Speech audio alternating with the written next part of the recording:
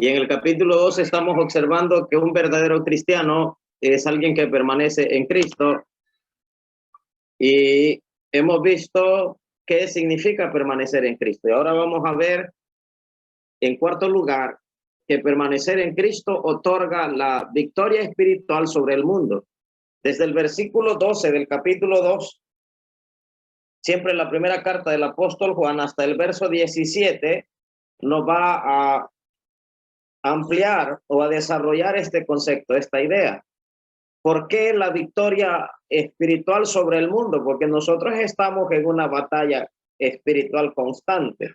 Leemos el pasaje, versículo 12, primera carta del apóstol Juan, capítulo 2, versículo 12, dice así: os escribo a vosotros, hijitos, porque vuestros pecados os han sido perdonados por su nombre.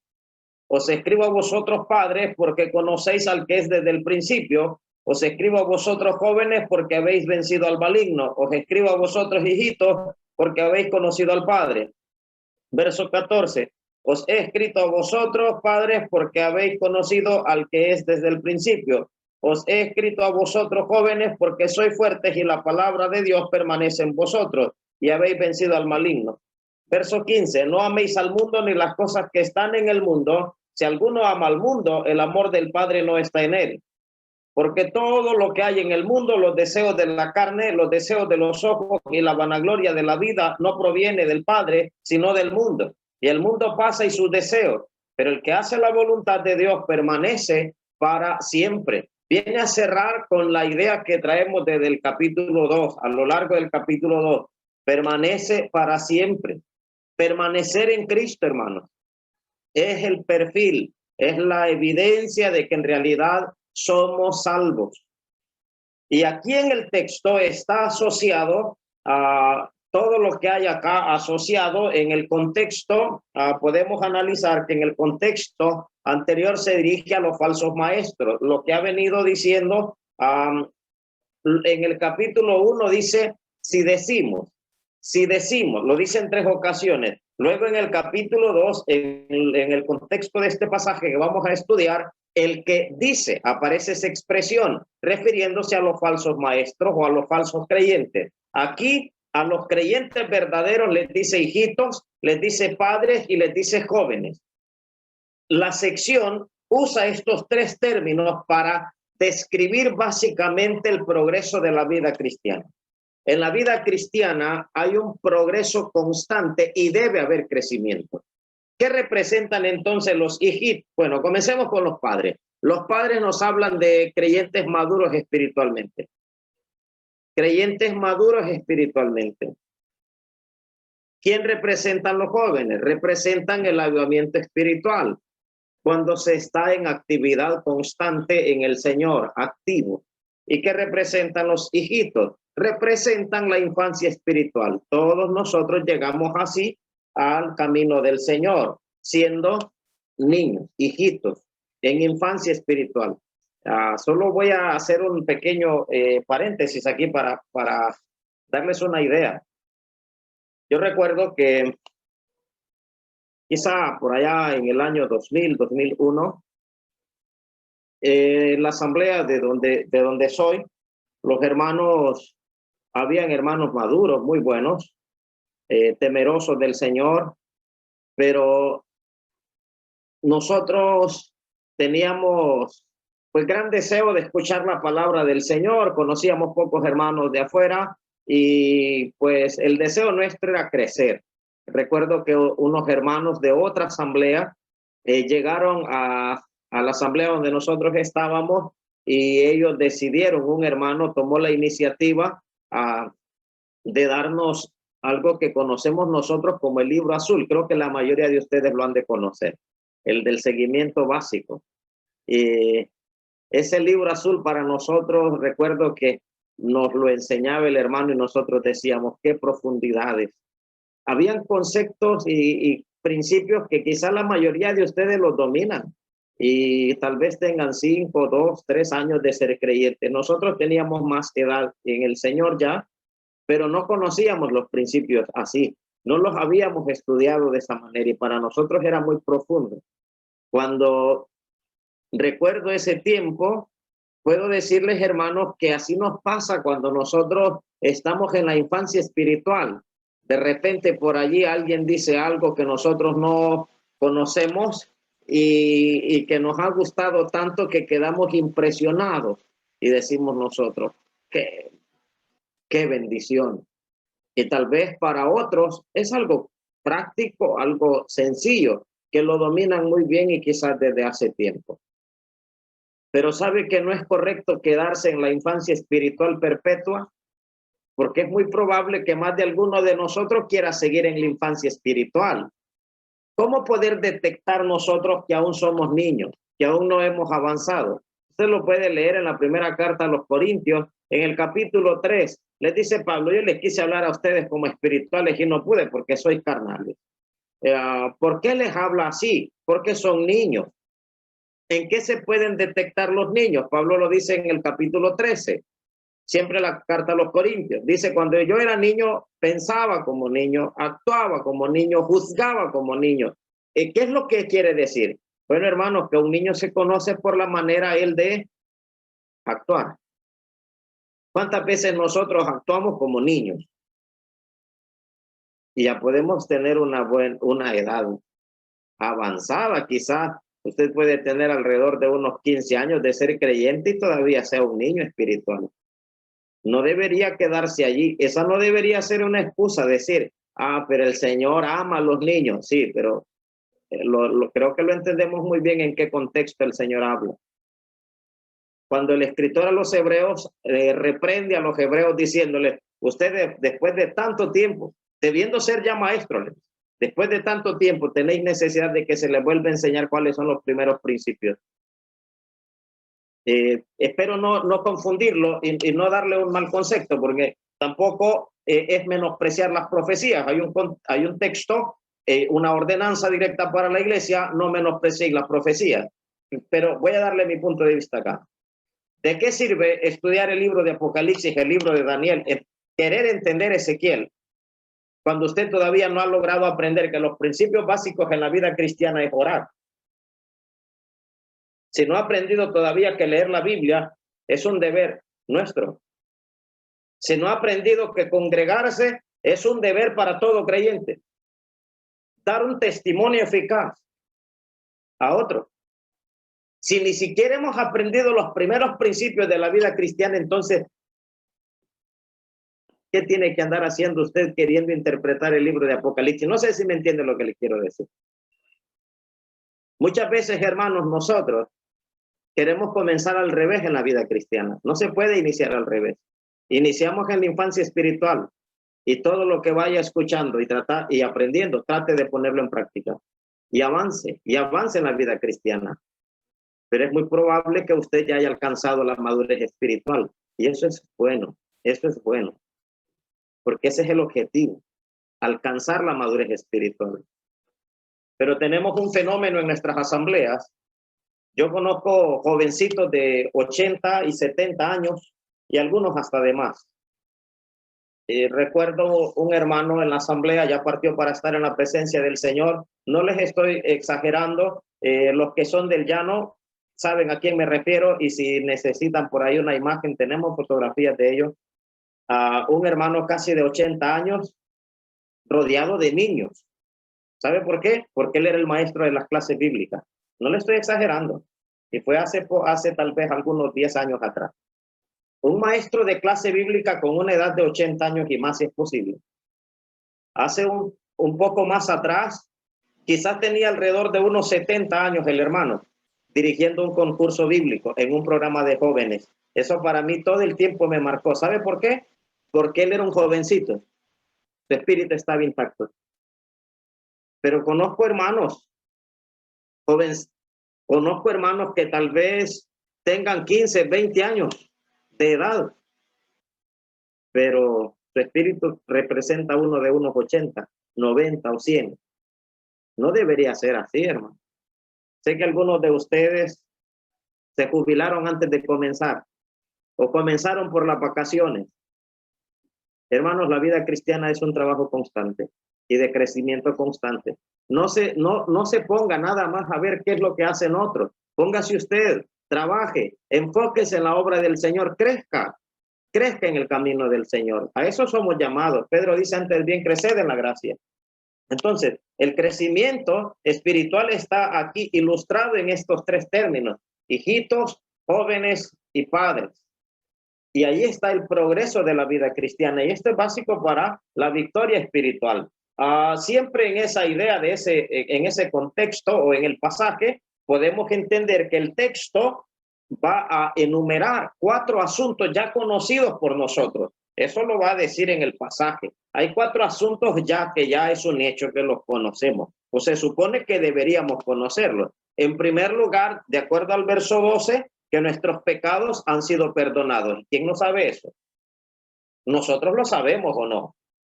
Pues eso es lo que la Escritura nos lo enseña. Se supone que ya lo sabemos. De acuerdo al verso 12, dice: os escribo a vosotros, hijitos, porque vuestros pecados os han sido perdonados por su nombre. No sé usted, pero las lágrimas que muchas veces derramamos cuando nos convertimos al Señor, es una lágrima de felicidad de saber que el Señor ha perdonado nuestros pecados. Usted ha llegado a un punto en alguna vez en su vida donde usted dice: cómo quisiera retroceder el tiempo, o cómo quisiera que se me dé otra oportunidad, o volver a hacer las cosas y esta vez hacerlas bien. Bueno, exactamente eso es la conversión. Cuando nosotros entregamos nuestra vida a Cristo, es como que es ahí donde comenzamos otra vez, comenzamos en cero, pero esta vez con la ayuda del Señor, con una nueva naturaleza que se deleita en la santidad del Señor. Entonces, lo primero que hay allí es que nuestros pecados han sido perdonados. Eso lo conocemos nosotros desde el principio. Eso es un principio básico en la vida cristiana. Hay otra cosa que conocemos, que por medio de Jesucristo venceremos al diablo. Versículo 13. Eso lo dice el texto. Dice así: os escribo a vosotros, jóvenes, porque habéis vencido al maligno. Y se lo vuelve a repetir en el versículo 14. Entonces, que por medio de Jesucristo venceremos al diablo, eso lo sabemos. No es en nuestras fuerzas, es en la fuerza de Cristo. ¿Qué más podemos saber o que deberíamos ya saber? Que tenemos comunión con el Padre y tenemos comunión con el Hijo. Eso lo dijo desde el versículo 1, capítulo 1, perdón, versículo 3. Y lo viene a repetir acá, o lo viene a asociar acá en el versículo 14, y obviamente desde el verso 13 también mencionando lo mismo. Y en el 14 lo repite otra vez lo que ya había dicho con la comunión, o que conocemos al Padre, al que es desde el principio. Y en el verso 15 nos dice algo más que debemos ya conocer, que nos fortalecemos en la palabra de Dios. Estas 4 cosas es un hecho que deberíamos saberlas. Creo que todos las sabemos. Que muchas veces se nos olvidan es otro asunto. Pero esto en realidad, hermanos, debemos saberlo ya. Y ahí es donde va a descansar prácticamente el desarrollo de este pasaje. Comenzamos con el versículo 12. Os escribo a vosotros, hijitos, porque vuestros pecados os han sido perdonados por su nombre. ¿Qué quiere decir? Porque vuestros pecados os han sido perdonados por su nombre. ¿Qué es lo que quiere decir el texto? Lo que quiere decir el texto, hermanos, que nuestros pecados han sido perdonados. El ministerio del Señor Jesús, su ministerio, lo que nos enseña es la única esperanza de la humanidad para recibir el perdón. No hay otra. Es que solo Jesús puede perdonar. Solo Él puede darnos el perdón. Cuando descargan al paralítico y abren el techo y viene descendiendo, voy a explicar un poco este asunto para que tengamos el concepto un poco más claro. Algunos sé que conocen el pasaje. La casa está llena, imagínense ese cuadro, la casa está llena, no pueden, no pueden entrar porque los que necesitan entrar están fuera y los que necesitan estar fuera están adentro. Eso es algo común hoy en día. Muchos están llenando los locales nuestros y no le dan permiso a otros que en realidad tienen necesidad de llegar a los pies de Jesús. Voy a tratar de hacerle la analogía. Hermanos, con nuestras actitudes y nuestro carácter estamos imposibilitando la entrada de uno que en realidad necesita tener un encuentro con Jesús y lo estamos distanciando. 4 hombres se encargaron de hacer llegar a uno a los pies de Jesús. Hoy lo tenemos invertido. Entre 4 nos encargamos de alejar a uno que ha llegado a duras penas, ha logrado llegar a los pies de Jesús y entre 4 lo corremos. Aquí es diferente y lo hacen descender. Imagínense, de repente descubren el techo. No sé si había teja, pero cualquier objeto que haya arriba para cubrir o para hacer techo, sin duda alguna, caía abajo algo. Y los fariseos y escribas quedaban viendo que estaba sucediendo algo. Y miran hacia arriba que estaban descendiendo y descendía un hombre. Jesús ya sabía que estaba, sabía quién era y sabía quiénes eran los que lo traían. Entonces, cuando desciende, ojo a esto. Cuando el hombre desciende, Jesús no le dijo, queda sanado y vete. No le dijo así. Lo que le dijo fue lo siguiente: tus pecados te son perdonados. Entonces los escribas y fariseos se molestaron porque dijeron ellos, y dice que pensaban mal dentro de ellos diciendo, ¿cómo dice este hombre que pueden ser perdonados sus pecados? ¿Y quién tiene la facultad de perdonar pecados si no solo Dios? Es un hecho, solo Dios, y Jesús es Dios. Entonces, ¿dónde está el problema? Jesús, conociendo el pensamiento de ellos, les dice lo siguiente: ¿qué es más fácil? Decirle a este paralítico, levántate, toma tu lecho y anda, o decirle, tus pecados te son perdonados. ¿Qué es más fácil? Pues obviamente era más fácil decirle a él, levántate, toma tu lecho y anda. Era más fácil. Y voy a explicarle por qué. Porque para decirle él al paralítico, tus pecados te son perdonados, implicaba la cruz. Y él le dijo, tus pecados te son perdonados. Porque él sabía que más tarde iba a pagar por él en la cruz del Calvario. Hermanos amados, solo Jesús puede perdonar pecados. Solo Jesús. La sangre de su Hijo, dice el capítulo 1, nos limpia de todo pecado. Y esa es la esperanza que nosotros, y ese es el mensaje que le proclamamos al mundo y a las personas que nos rodean. En Jesús hay perdón de pecados.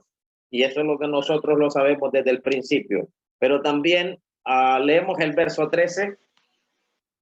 En el verso 13 dice, os escribo a vosotros, padres, porque conocéis al que es desde el principio. Os escribo a vosotros, jóvenes, porque habéis vencido al maligno. Os escribo a vosotros, hijitos, porque habéis conocido al Padre. Observe que ahora ya a los hijitos no les dice porque vuestros pecados os han sido perdonados. Ya no se los dice. Ahora les agrega otra cosa.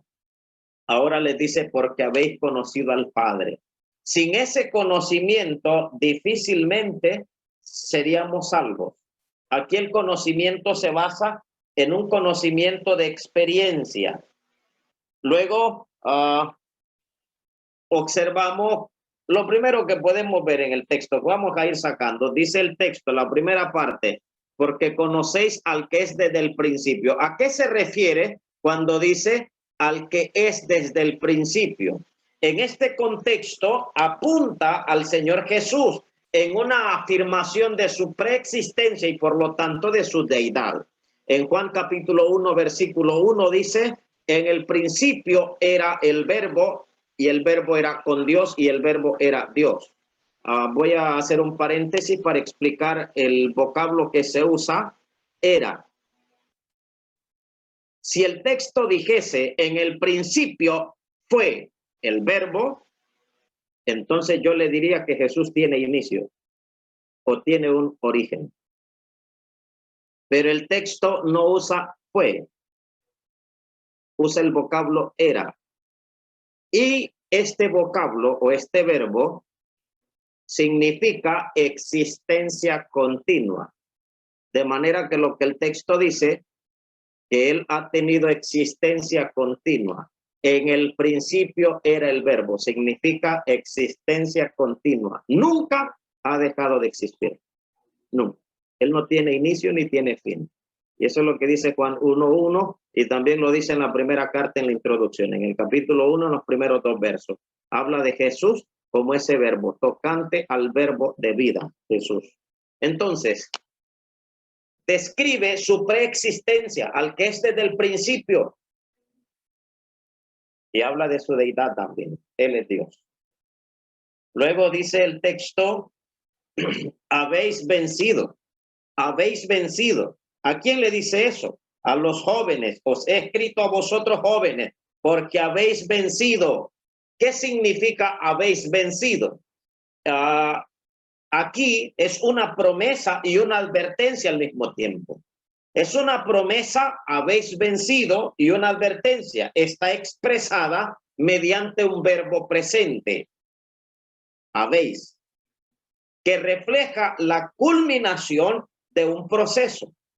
Los creyentes somos vencedores porque estamos en Cristo, o somos más que vencedores porque estamos en Cristo. En Juan capítulo 17, versículo 15, él ruega por un pueblo en victoria. Cuando el Señor Jesús está orando, o lo que le llamamos la oración intercesora, el Señor Jesús ruega y dice lo siguiente: no ruego que les quites del mundo, sino que les guarde del mal. Literalmente, que les guarde del maligno. ¿Por qué no dijo que les quite del mundo? Porque no era ese el plan. Pero tampoco nos dejó sin recursos. Él rogó por nosotros, pueblo en victoria. Y quiero explicar algo acá. El creyente no va hacia la victoria. El creyente está en victoria porque estamos en Cristo y en Cristo somos más que vencedores. Lo único que tenemos que hacer es permanecer en la posición que tenemos y que gozamos ahora. Estamos en Cristo, hermano. Somos más que vencedores. Cuando hay fracaso en la vida espiritual es porque nos hemos alejado del círculo o de la posición en la cual se nos ha colocado. Dice Pedro en la primera carta, en el capítulo 5, que debemos nosotros ser sobrios y velar, porque vuestro adversario, el diablo, anda alrededor buscando a quien, como león rugiente anda alrededor aquí, buscando a quien devorar. ¿Por qué alrededor? Porque Dios ha puesto sobre nosotros, hermanos, un cerco de protección. No sé si sería lo más apropiado decirlo. Un cerco de protección. El problema es que nosotros no nos gusta estar en el cerco de protección. Y muchas veces le decimos al Señor, hágase a un lado y déjeme que yo puedo. Y usted me va a decir a mí, yo nunca le he dicho eso al Señor, hermano. Pero si usted no está orando, ni congregándose, ni leyendo la Biblia como debería ser, ni comportándose como un creyente verdadero, tal vez con sus palabras no lo diga, pero con sus acciones, usted hace a un lado la protección y los recursos que el Señor le ha provisto. Y cuando nosotros estamos luchando en nuestras propias fuerzas, somos presa fácil del enemigo. Luego dice el texto, porque habéis conocido al Padre, porque habéis conocido al Padre. Y esto se lo dice a los hijitos.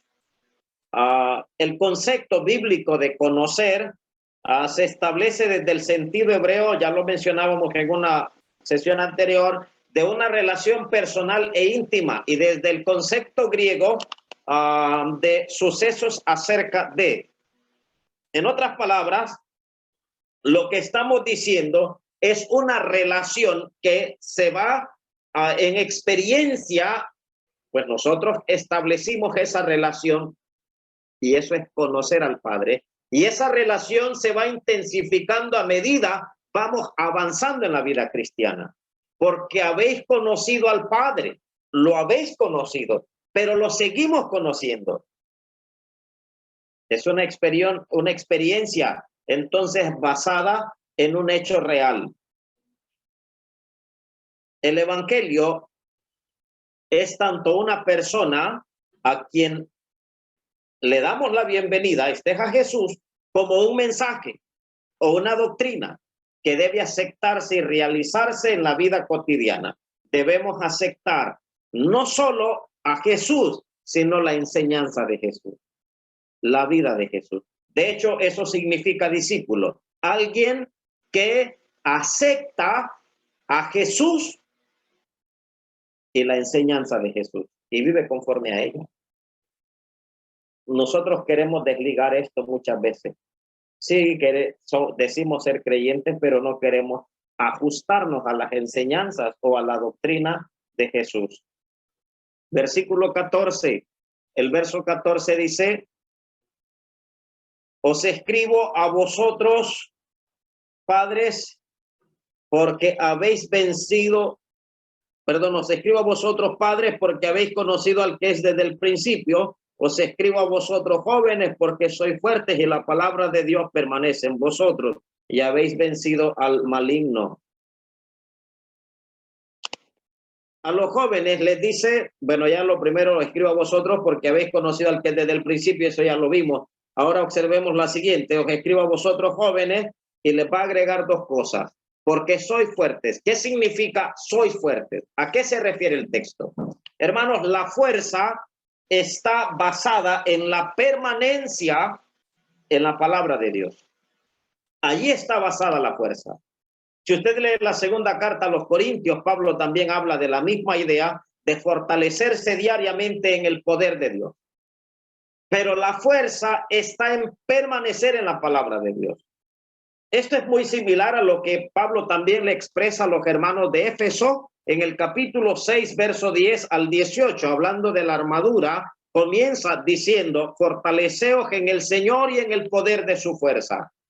Tenemos que extraer de la fuerza del Señor, tenemos que extraer la fuerza espiritual. ¿Cómo se extrae? Aquí en la palabra del Señor, leyendo la palabra. Cuando está en el desierto y comienza la tentación, en 3 ocasiones Jesús respondió con la escritura. ¿Por qué? Porque ahí está la fuerza. Cuando nosotros, hermanos, comenzamos a tambalearnos y a dudar y no sabemos en realidad el porqué de algunas cosas. Espero que no. Pero puedo pensar que algunos de los que estamos hoy o de los que después escuchan la transmisión, es posible que ni sepan de por qué nosotros muchas veces hacemos algunas cosas. No sé si usted se ha puesto a pensar del por qué nos congregamos. O por qué hacemos este tipo de reunión. ¿Por qué nosotros lo hacemos y otros grupos no lo hacen? ¿Por qué nosotros hacemos esto y los demás no?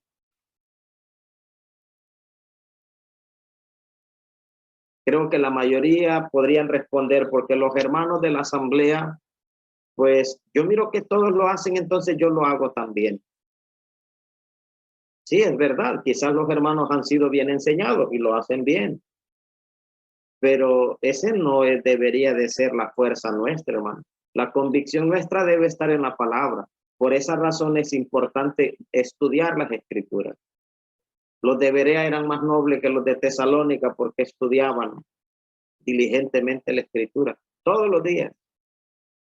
Nosotros deberíamos aprender también una actitud similar. Entonces, estamos diciendo que es un concepto y una realidad personal. Dios inicia y recibe. Es una decisión y un discipulado personal. Es una verdad y una confianza. ¿Qué es lo que queremos decir con esto? Cuando hablamos de esa fuerza que extraemos de Él, hermanos, no solamente inicia en Él. No solamente hay un inicio, también recibimos. Es una decisión nuestra, así desde el inicio, pero es a lo largo de un discipulado. Y el discipulado no es a corto plazo, es permanente. Una verdad y una confianza. Eso es ser fuerte. Pero no descanse en nosotros, descanse en Cristo y en su fuerza, en el poder que extraemos de él. Luego dice el texto, la palabra de Dios permanece en vosotros. La palabra de Dios permanece en vosotros, siempre asociándolo a los jóvenes. ¿Qué significa la palabra de Dios permanece en vosotros? Esto significa el concepto de la palabra de Dios o personifica la palabra de Dios en nosotros.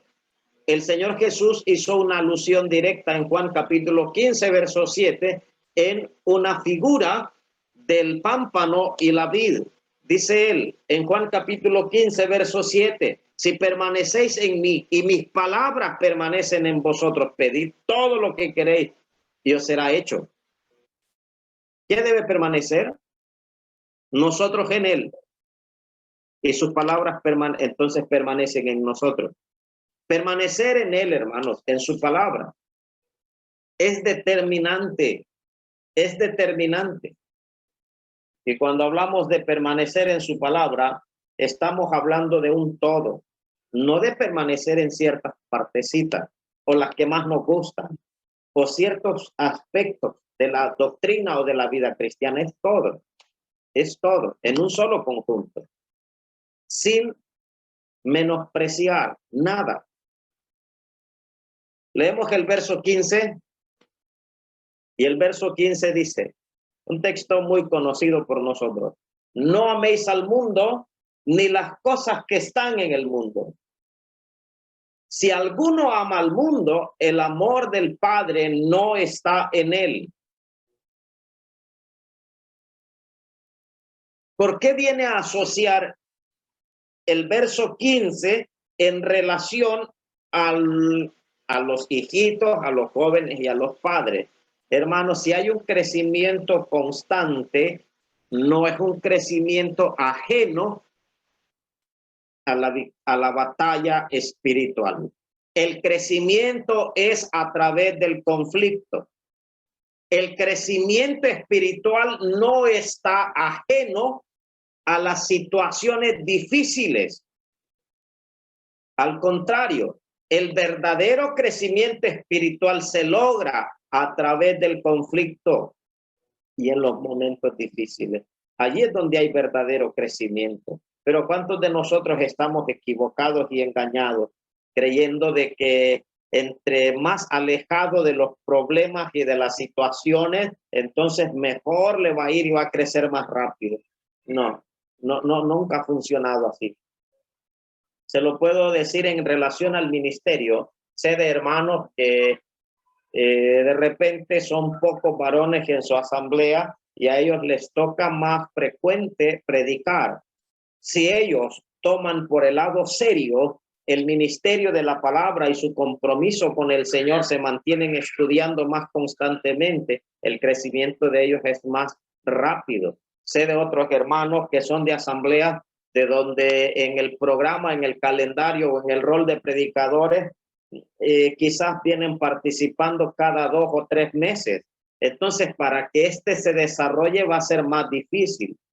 No sé si entiende lo que le quiero decir. Nosotros cuando estamos en aprietos y en apuros, tratamos de dar lo mejor que tenemos y nos mantenemos ocupados. En realidad, hermanos, deberíamos nosotros entenderlo así, que en los momentos de dificultad y de aflicción es cuando estamos más dependientes del poder del Señor, y ahí es donde está el crecimiento. Pero cuando estamos más relajados y más cómodos y no hay ningún problema ni nada que estar enfrentando, entonces nosotros nos vamos acomodando y ahí nos vamos estancando. No debería ser así. Pero examinemos lo que dice el texto: no améis al mundo. Este verbo es un verbo presente, pero no solamente es un verbo presente, es que tiene algo más. Hay un adverbio negativo cuyo significado es detener una actividad que ya está en proceso. Voy a tratar de explicarle mejor esto. El texto no está diciendo que por si usted llegara a amar, no, es que ya está, ya está. Y este verbo, el modo del verbo, con la negación que viene allí, es un imperativo, es una orden. Aquí no es opción, hermano, es una orden directa. No améis el mundo. El amor al mundo caracterizaba al grupo de falsos cristianos. Amaban el mundo, pero aborrecían a sus hermanos. Qué cosas tan difíciles de poder asociar, ¿verdad? Amaban al mundo, pero aborrecían a sus hermanos. Yo sé que algunos de ustedes dirán, yo jamás haría eso. Espero que tal vez no lo haga en la dimensión que lo hacían estos falsos cristianos, pero hay ciertos indicios de inclinación hacia ese extremo, hacia ese punto. ¿Quiénes son sus amigos más cercanos? ¿Quiénes son las personas con las que usted más frecuenta o con los que más convive o con los que mejor se lleva? De 10 personas, ¿cuántos de ellos son creyentes que andan bien con el Señor y que son creyentes maduros? Se lo voy a traducir en otras palabras. Hace muchos años atrás, mi papá, él viajaba mucho a los barcos. Cuando él iba al barco me decía, hijo, yo quiero que usted cuando vaya al culto no se siente, y me mencionaba a los otros niños que eran de mi edad, me dice, no quiero que se siente con ellos, yo quiero que usted se siente con los ancianos, y mencionaba a los 3 ancianos de la asamblea en ese tiempo, y me decía, con ellos quiero que usted se siente. Siempre me preguntaba por qué él quería que yo me sentara con ellos. Con el correr de los días entendí que con ellos yo no iba a jugar en el culto y que con ellos yo no iba a estar platicando en el culto. Llegué a comprenderlo y a entenderlo, que mis primeras amistades en el Señor con hermanos mayores, sí, fue con ellos, con hermanos maduros, y eso me ayudó a mí muchísimo en el crecimiento espiritual. Algunos hermanos que quizás recuerdan un poco de mi adolescencia, a la edad de 11, sobre 12 años, ya me relacionaba con algunos hermanos que me ayudaron muchísimo en la vida cristiana en los primeros pasos.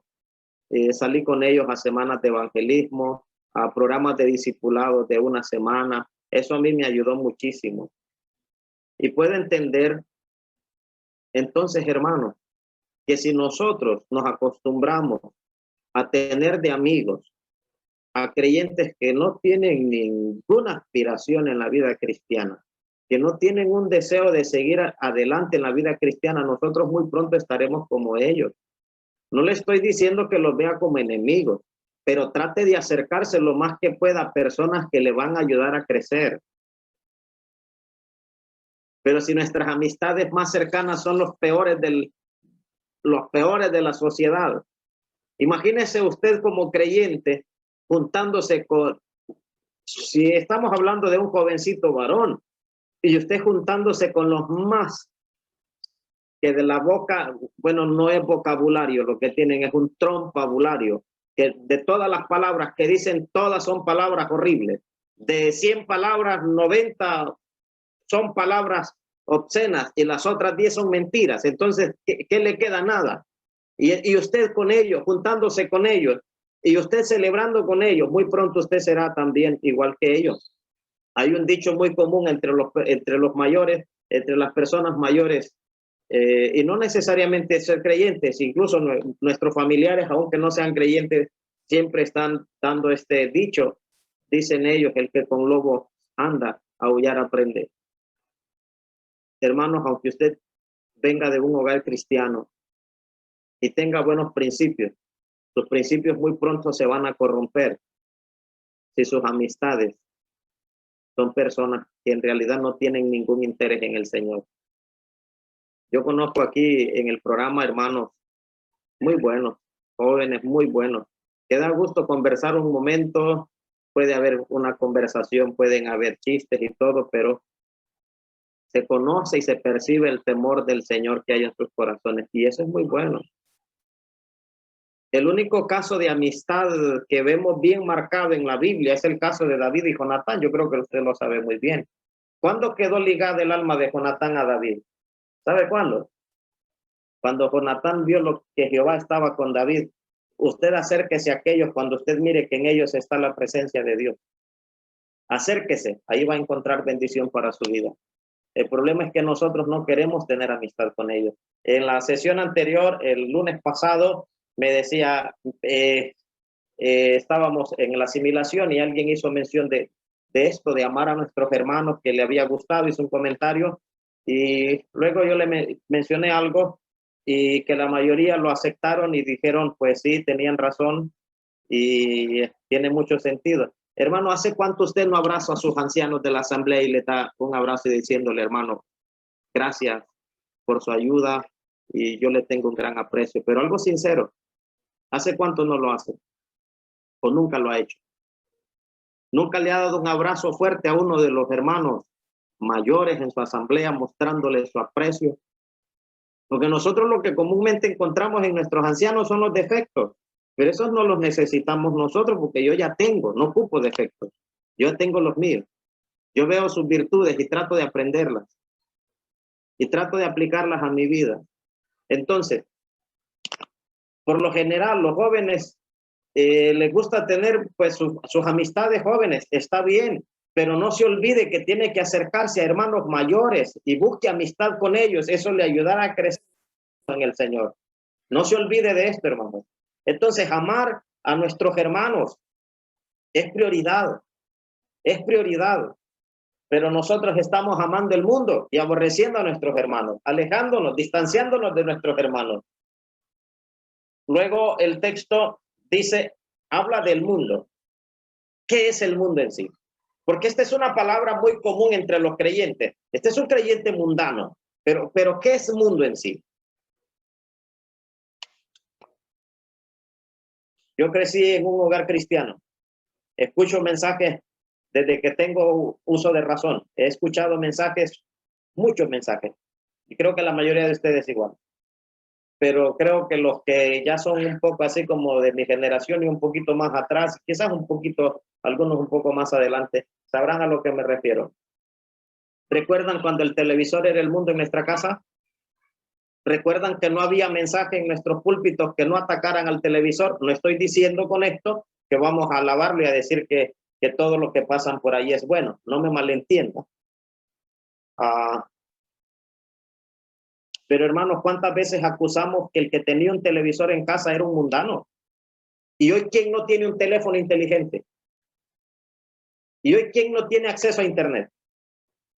Entonces, ¿qué fue lo que cambió? Porque si aquello era el mundo, ¿cuál es la diferencia con tener un teléfono hoy?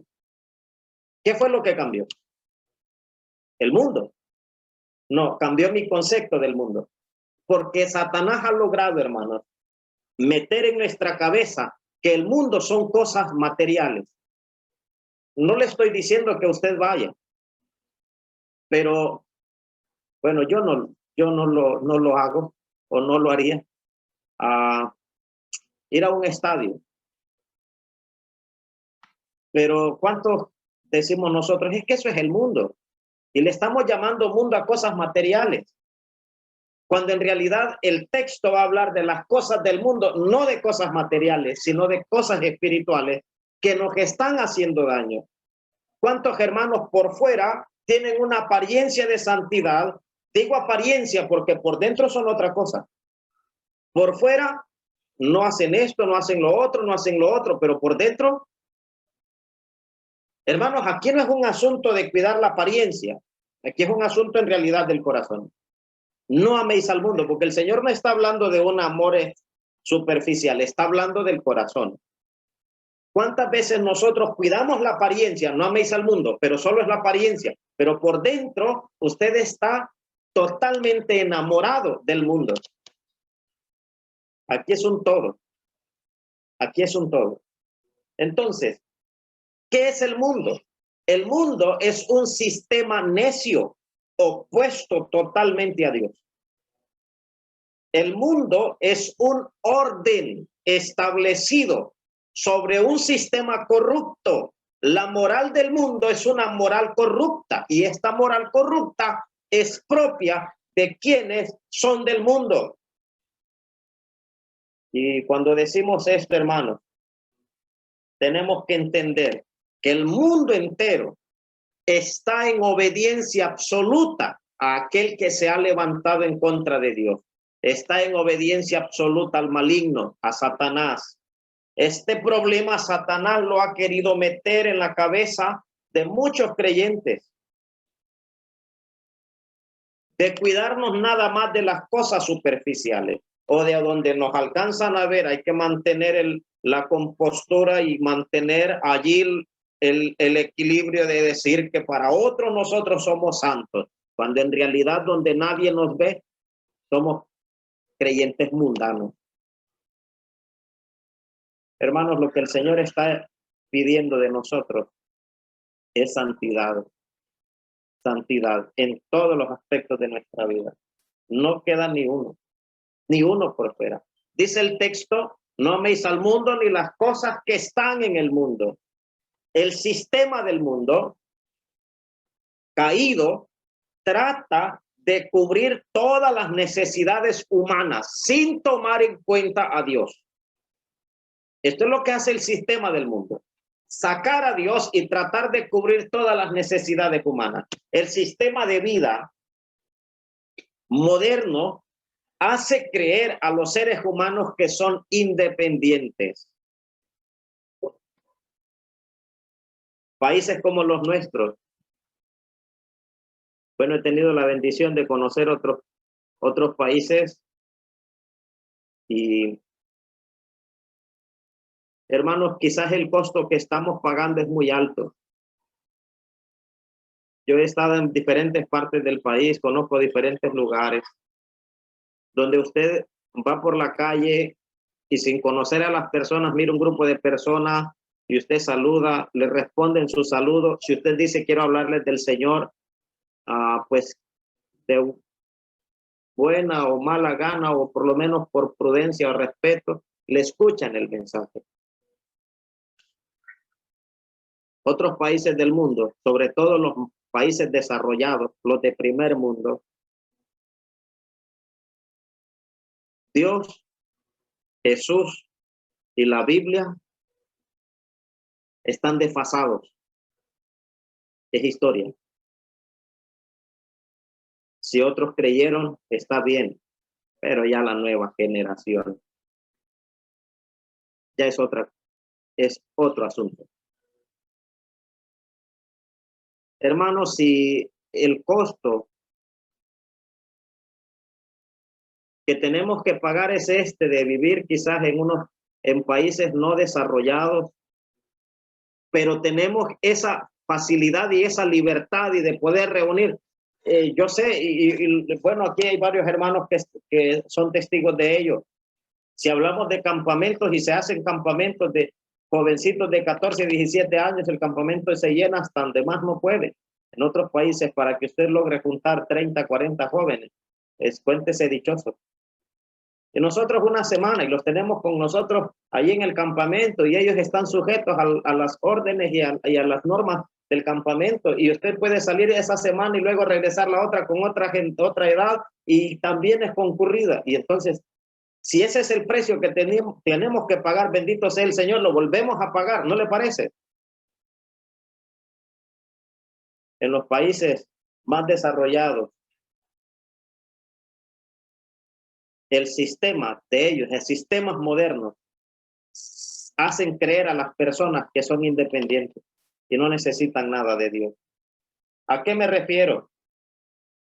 Hay aquellas instituciones, aún aquellas instituciones por las que todos estamos agradecidos, pueden llegar a ser ídolos cuando cuando nosotros las apartamos de Dios. Pueden incluir como ejemplos el sistema gubernamental. ¿Cuántos están poniendo su fe en el sistema de gobierno? ¿Cuántos su fe está en el sistema educativo? Es que lo que hace falta aquí es un sistema de educación mejor, de primer nivel, o que nosotros lo que tenemos es el mejor sistema económico, el sistema de salud, el sistema religioso, etcétera, lo que usted quiera ponerle.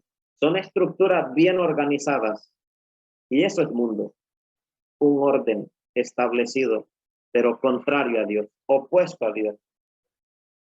Hermanos, y con esto vamos a concluir por hoy. La única forma de mantener nuestra comunión con Dios es siendo santos, aún en las pequeñas cosas. Si no, no se puede. Es la única forma de mantener nuestra comunión con Dios. No améis al mundo. Si alguno ama al mundo, el amor del Padre no está en él.